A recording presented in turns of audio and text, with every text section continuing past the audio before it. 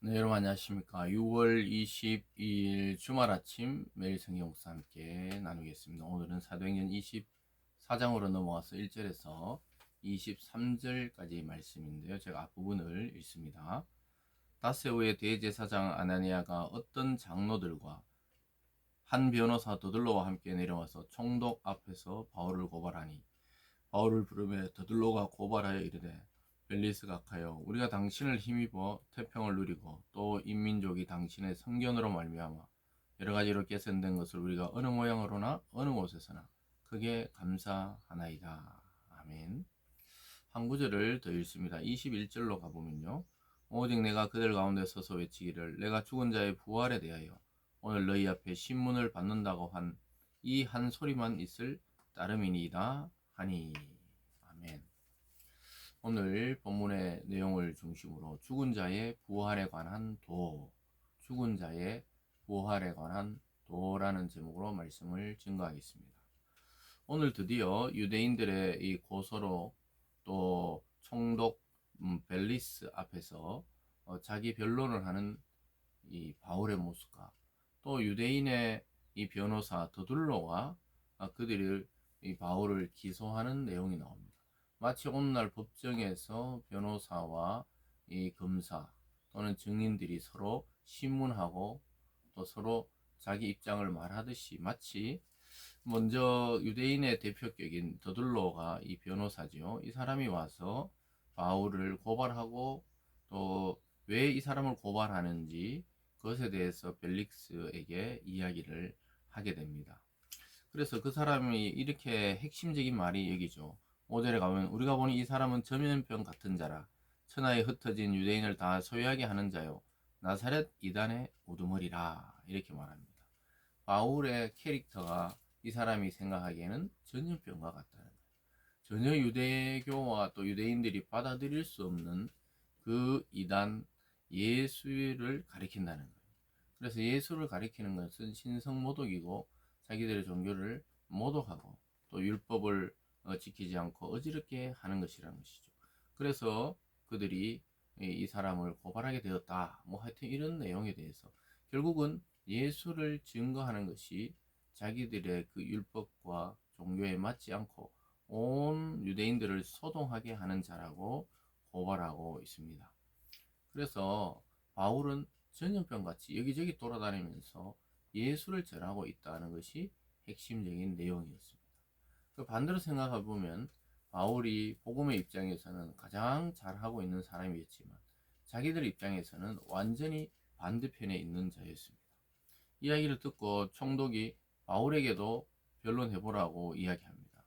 그럴 때 바울은 자기가 올라온 지 예루살렘에 온 지 며칠 지나지도 않았고 또 성전에서 조용히 있는데 사람들은 오해했고 또 자기가 그 며칠 동안에 그 온 나라를 소동하게 할 만한 그러한 일을 할 시간도 아니라고 이야기를 하는 것입니다. 사실은 자기도 율법과 선지자를 섬기고 있는데 다만 그들이 부활에 관해서는 견해 차이가 있다. 뭐 이 정도로 이야기를 합니다. 16절에 보면요. 그러나 이것을 당신께 14절입니다. 그러나 이것을 당신께 고백하리이다. 나는 그들이 이단이라 하는 도를 따라 조상의 하나님을 섬기고 율법과 선지자들의 글에 기록된 것을 다 믿으며 그들이 기다리는 바 하나님께 향한 소망을 나도 가졌으니 모두 의인과 악인의 부활이 있으리라 함이니 이것으로 말미암아 나도 하나님과 사람에 대하여 항상 양심에 끄리낌 없기를 힘쓰나이다. 이렇게 말하고 있습니다. 그러면서 그들과 내가 뭐 다른 걸 믿는 게 아니다. 율법과 선지자를 우리에게 보내신 하나님을 믿고 부활과 악인과 선인의 그 부활에 관한 것을 나도 믿고 있고 항상 그래서 양심에 끄리낌 없이 살려고 노력했다.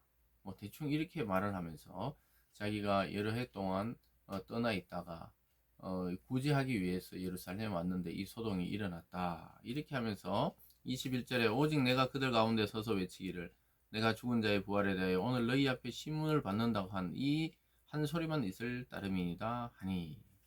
그래서 도들로가 이야기하는 것에 대해서 자기가 반박하면서 자기는 큰 소동을 일으킨 적도 없고 그럴 마음도 없고 오히려 예루살렘을 돕기 위해서 올라왔다가 이 난리를 맞이하게 되었고 자기가 오직 그 공의 앞에서 이야기한 것은 그 부활에 관해서, 오직 죽은 자의 부활에 대하여 시문을 받고 있다고 이야기하고 있습니다. 사랑하는 여러분, 이 죽은 자의 부활은 결국 그리스도의 부활에 대한 사건, 복음의 핵심입니다. 그것에 대해서 이런 변론을 하면서 온 그 총독과 관리들 앞에서 예수를 사실은 증거하고 있는 것이죠.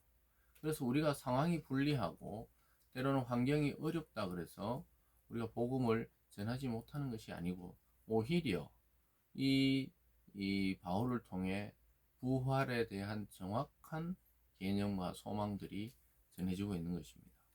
오늘날도 사람들은 뭐 다시 사는 것이나, 또는 죽고 난 이후에 천국과 지옥이 있다는 것이나, 우리가 사는 세상만이 아니라 눈에 보이지 않는 이 영적인 세계가 있다는 것에 대해서 관심을 안 두려고 하는 경향이 많이 있습니다. 왜냐하면 여기서 편리하고, 여기서 사는 것이 안락하고, 여기서 사는 것이 재미있는 사람들은 다음 세상, 또는 뇌세, 또는 천국과 지옥, 또는 부활해서 영원히 사는 것, 이런 것에 대한 관심이 없고, 여기서 잘 먹고 잘 살다가 끝이 나기를 바라는 자들이 많아진 것이죠. 그래서 참 위험한 사상입니다. 성경과는 반대로 가는 이 세상을 지금 보고 있습니다.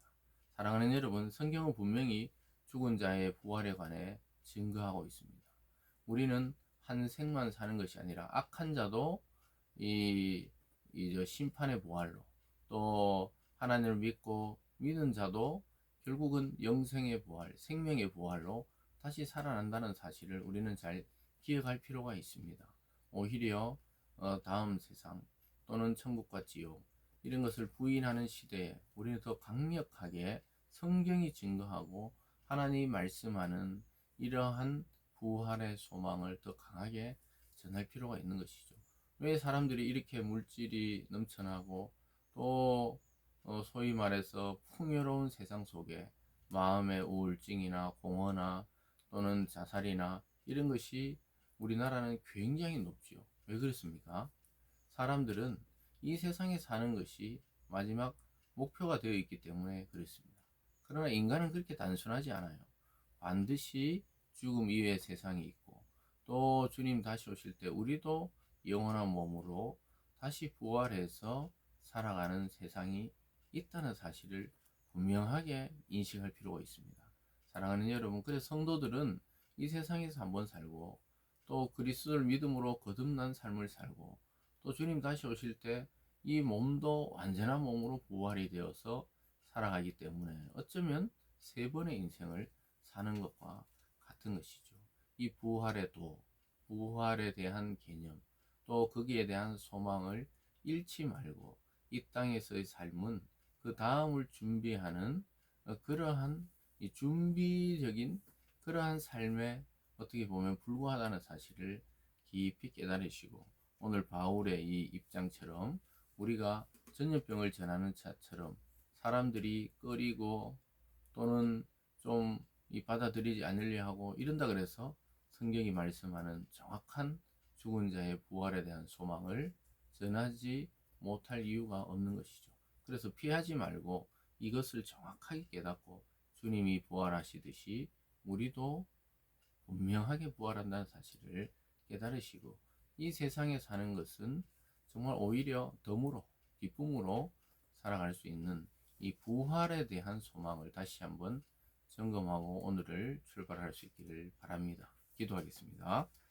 사랑의 하나님 아버지, 눈에 보이는 것이 다라고 생각하고 끝이라 생각하는 이러한 시대적인 물결 속에 우리는 더욱더 강력하게 주님의 부활과 우리 자신의 부활에 대한 소망을 가질 수 있도록, 이것을 정확하게 알고 살아가는 참 성도 되게 하여 주시옵소서.